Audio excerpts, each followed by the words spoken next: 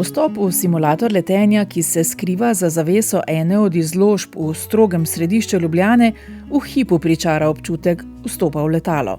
Je zanimivo. Cool. Velik tip. Ja. Veliko joystikov. Veliko se rabiš naučiti, da sploh kaj narediš. Veliko gumbov je, pa najbolj mi je tle všeč. Radar mi je všeč, pa joystick mi je pa najbolj všeč. Veliko gumbov, pa veliko ročic, pa... Veliko stikal. Nato se 4 fantom iz programa Botrstvo pridruži še Matej, naš kapitan na simulatorju letala Airbus 320, ki pozna prav vse gumbe in stikala in še veliko več. Sem drugače poklicni letalski mehanik za ta tip letala, ki ga danes tukaj imamo, tako da pa hkrati se tudi šolam za pilota na tem letalu, tako da vam bom danes vse te skrite stvari, ki jih piloti delajo, danes pokazam, se boste tudi uživali vlogo pilota, prav? Matej kot mehanik in bodoči pilot ni dobil povsem neizkušenih pomočnikov. Jaz doma na računalniku vadim GeoFS. Super. Jaz pri Bertrancu tisti flight simulator. Ja? Pa že malo poznate? Ja. Bolj veste, kje letalo danes pelamo? A320, koliko potnikov ima? Mislim, da 210 ali več. Skoraj blizu 180, tale konfiguracija tukaj. Koliko pa motorjev? Tam malo lažje. Tako, 2 motorja ima. Pa smo ju zagnali. In kam letimo? Se pravi, naš simulator vam omogoča, da lahko letite po celem svetu. Tako da se boste vsak lahko izbral svojo destinacijo, kamor bi radi šli. Mi vas bomo predstavili tja in boste tam tudi leteli. Tako da boste lahko leteli na tistem kraju, kjer pač želite biti. Hkrati boste si lahko spreminjali tudi vreme, tako da se lahko postavite tudi v pogoje, ko so piloti lahko včasih malo zašvicani, ker kakšen veter ali pa megla lahko tudi povzročite kakšen malo slabši dan pilotom, tako da to je to. In seveda pa lahko tudi izbirate, ali boste leteli po dnev ali po noč, ali takole zjutraj, kot smo zdajle, ali pa v bistvu zvečer med zvezdicami, tako da to boste pač povedali sami, a prav? Okej. Prva destinacija je bila že nastavljena. Vzleteli smo iz domačega Brnika ob sončnem vzhodu. Prvi mladi pilotski pripravnik je nastavil poseben pilotski sedež tako, da mu je omogočal optimalno upravljanje tako z rokami kot z nogami. Na tleh simulatorja sta namreč veliki pedali, ki sta ključni za varno pristajanje. Po navodilih je nastavil še številne gumbe in ročice in na koncu opravil še nenavaden posvet. In zadnja stvar, ki jo naredimo vedno, je, da vprašamo tudi samo letalo, če je zadovoljno s pritiskom na tale gumb. Tako da pritisneš tale take off configuration. To. Ja, pritisneš, spustiš. Letalo je sicer javilo manjšo napako, a je inštruktor Matej, ki je tudi mehanik, zatrdil, da bo vzlet kljub temu varen. Še zadnje pomembno orodje nas čaka, spoznavanje krmilne palice oziroma joysticka. In zdaj boš gledal ven in zdaj se probi malo z joystickom poigrati, malo da vidiš, kako se letalo odziva. Levo, desno, gor, dol. Super, a? Ja, super.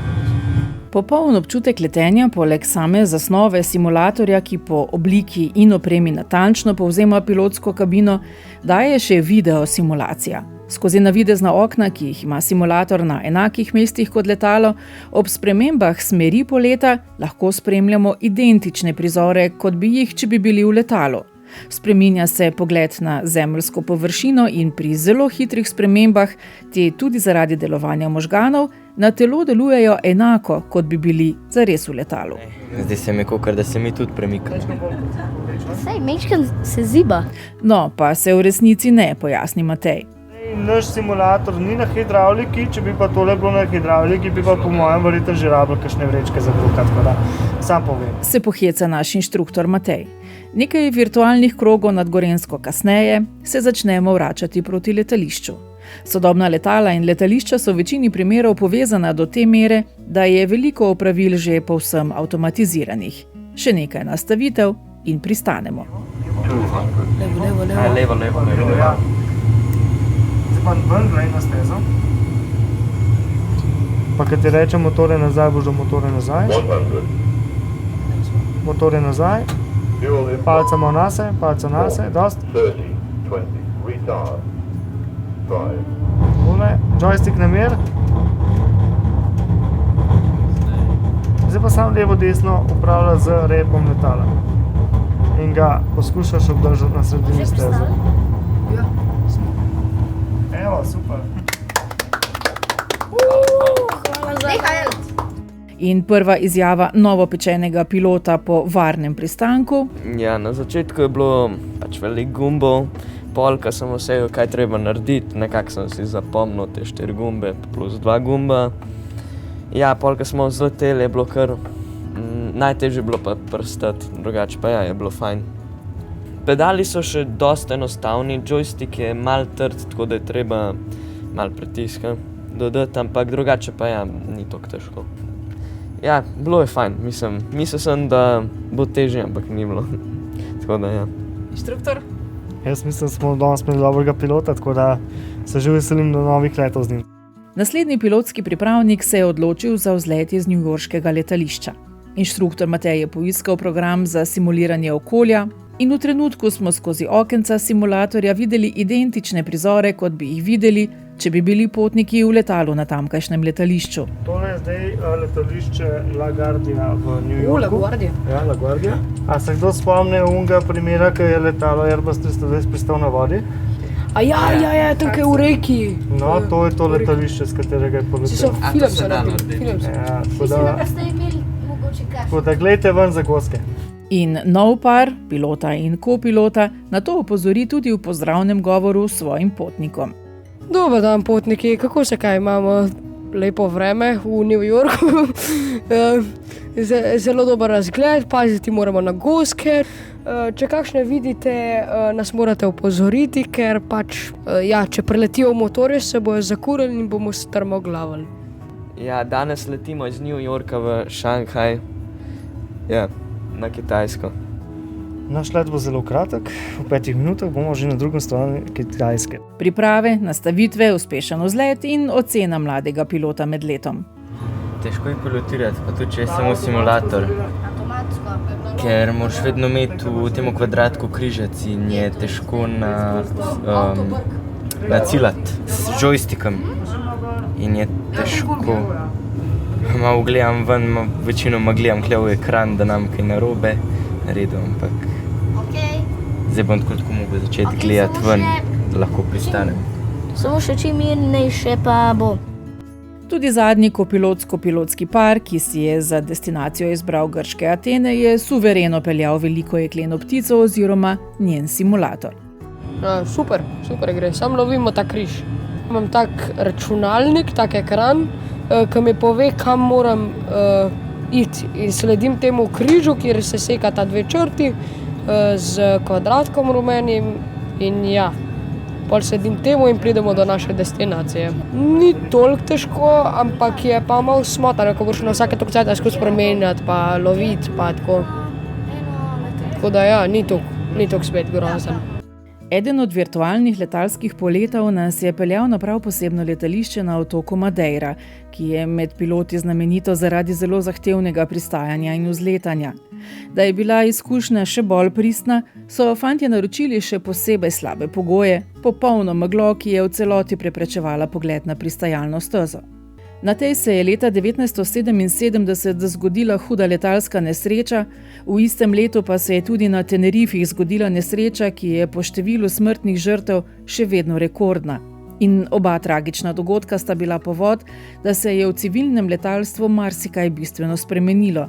Svoje so dodale tudi izboljšave samih letal, pojasnjuje naš inštruktor. Od leta 1987, odkar je tale letalo Airbus 320 prišel gor, se je pa statistika ne samo rahlo, ampak se je znatno izboljšala. Kar pomeni, da ta tako imenovani glass cockpit, ki ga imamo tukaj na Airbusovih letalih, v bistvu posadki da veliko boljšo perspektivo, vidljivost in orientacijo v pogojih, ki ne omogoča vidljivega polja. Tako da s to moderno tehnologijo smo šli tako naprej, da v bistvu danes, da bi govorili o nekih trkih v meglih, so že zelo velika redkost.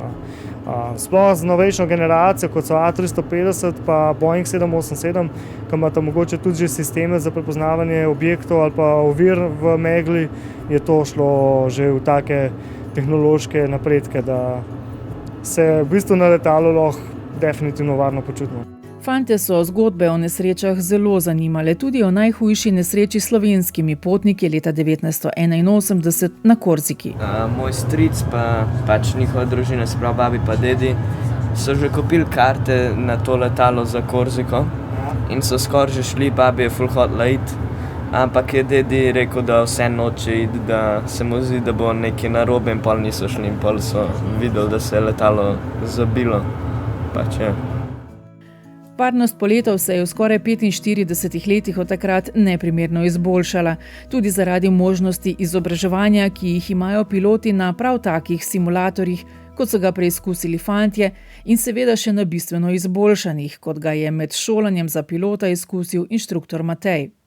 Ta naš simulator v bistvu dosti dobro replicira realno situacijo dogajanja letala Airbus 320, kar pomeni, da mi ta simulator uporabljamo tudi za trening pilotov, pripravo pilotov na tako imenovane selekcije in vse skupaj, ker ima vse zadostne stvari, s katerimi lahko repliciramo postopke, procedure in dogajanja, odzivnost letala Airbus 320.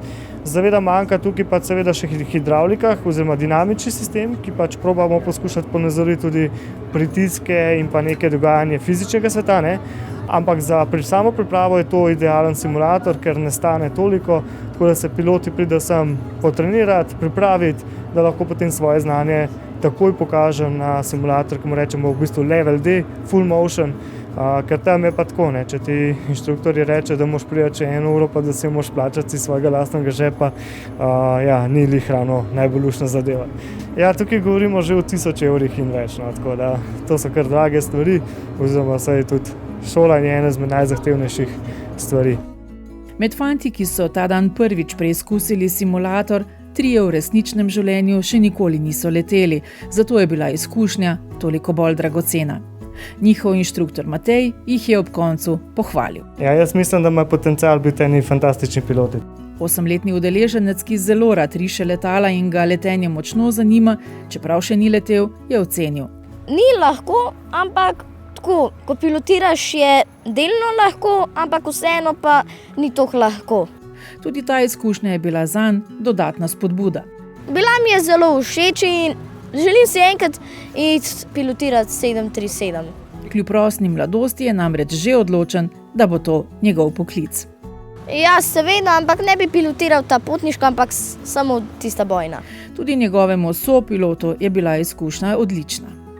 Super, jaz rečem 10 od 10. Pričakoval sem malo lažje, ampak polka nam je povedal pilot, pač osnove pa to sem polkar znal. Najbolj me je presenetilo pač to, kako lahko v kakšne kondicije greš, lahko v kjerokoli stanje, ali je slabo vreme, ali je in v kjerokoli letališče lahko greš.